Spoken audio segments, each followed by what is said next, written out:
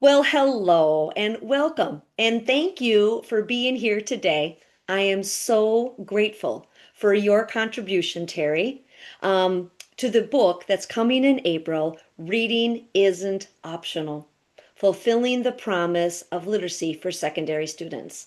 This book exists because of educators like you who are deeply committed to improving literacy outcomes for adolescents.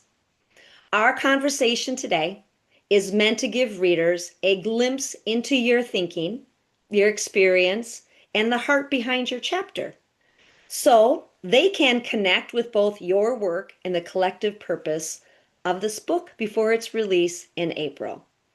So, Dr. Terrie Noland, could you introduce yourself and share what you want people to know about you and the work you do in secondary literacy?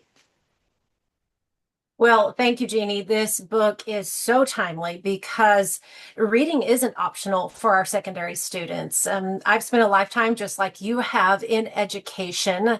I taught early childhood, led a school, and then moved into nonprofit leadership work for 19 years, where I worked for a national organization that we were all about literacy. And I was leading the professional learning, big conferences, and in that work started to realize and see from children of all ages, pre-K through 12th grade, our readers that were struggling, that their life was forever changed because they couldn't read.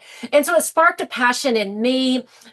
During my journey, I became a certified academic language therapist and tutored children as well in this journey, now doing leadership development work for the leaders that lead big schools. So there you go. Let's dive into secondary literacy. So, speaking of leadership, right?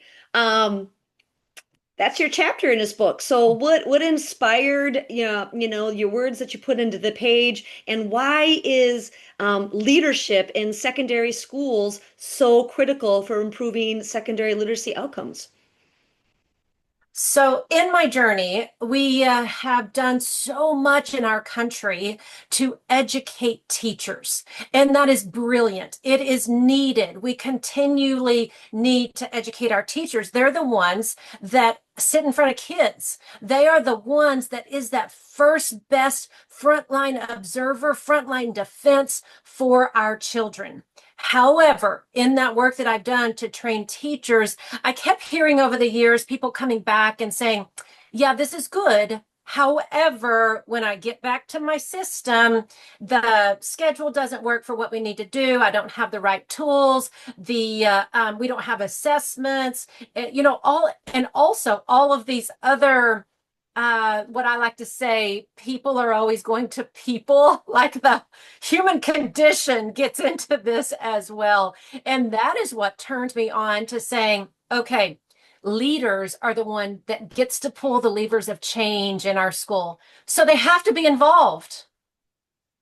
That they do, right? They have to be involved and understand literacy and understand the importance of foundational skills and be the one that is leading the shift, right? And leading the change in schools.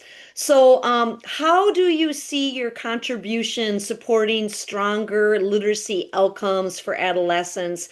And what do you hope your readers understand about the collective purpose behind reading isn't optional?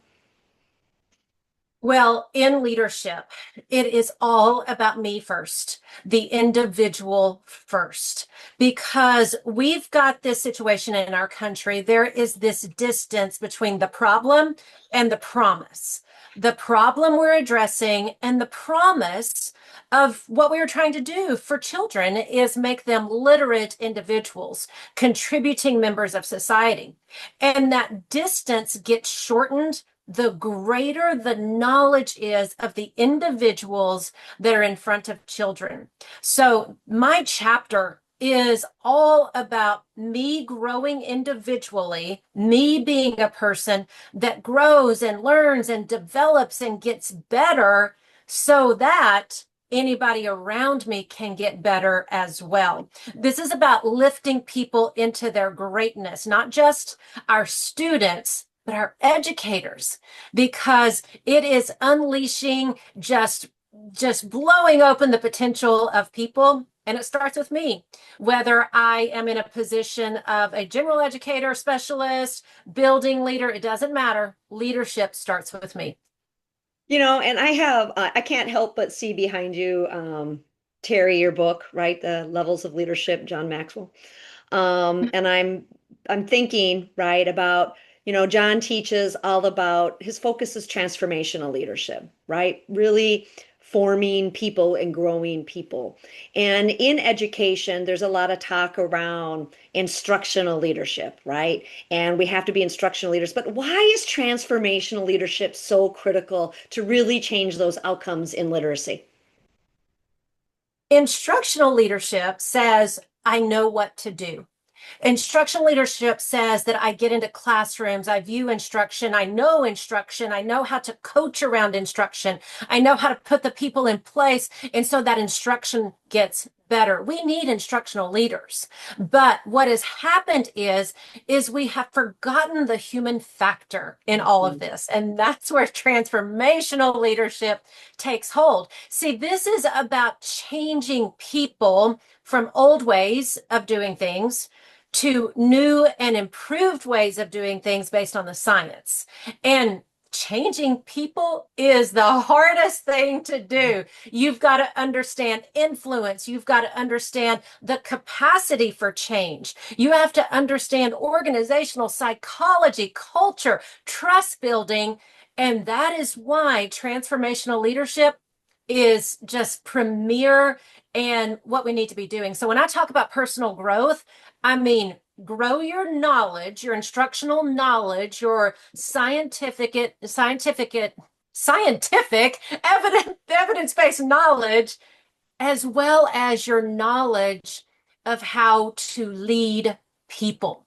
So it's a both and proposition. We can't do one without the other. We cannot do one without the other. And that's why I'm so excited about the chapter in this book. And your chapter is the first chapter in Foundation of Literacy Transformation, because we can have all the practice, we can have all the research, and I know what to do in my classroom. But if I don't have a leader leading the transformation, right, we're not going to go anywhere. We're not going to really Exactly. change the numbers. As we know, our NAEP scores that came out last year, we are graduating 60% of our kids who are not at proficient levels in reading. So we know we have a reading crisis going on in our 612 space. So that's why I'm so excited about your contribution for this book. And this book would not be what it's going to be without this section on leadership. And I'm excited for everybody to grab it and to dive into leadership and really have big conversations about how not only they're leading themselves, but how those leaders are leading their schools. So thank you, Terrie, for taking the time out today to just give our readers a little smidgen about what the brilliance in this chapter is going to be about, because reading isn't optional, right? We must fulfill the promise of literacy for our secondary students. And our book is coming out in April in 2026, and I cannot wait for all of you to get a copy. So thank you so much. You.